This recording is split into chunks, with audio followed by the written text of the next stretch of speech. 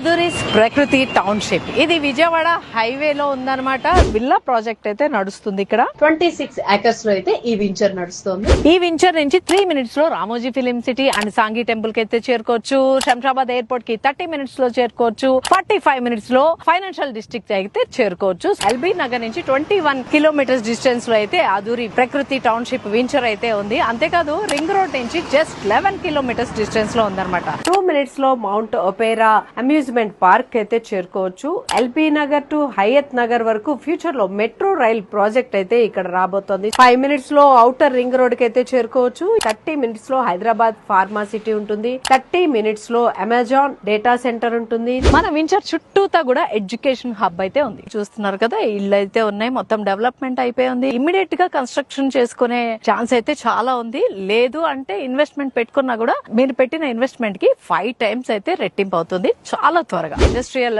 Companies అయితే రాబోతున్నాయి. 480 companies అయితే ఇక్కడికి రాబోతున్నాయి. 100 కంపెనీస్ అయితే ఆల్రెడీ వచ్చేసినాయి.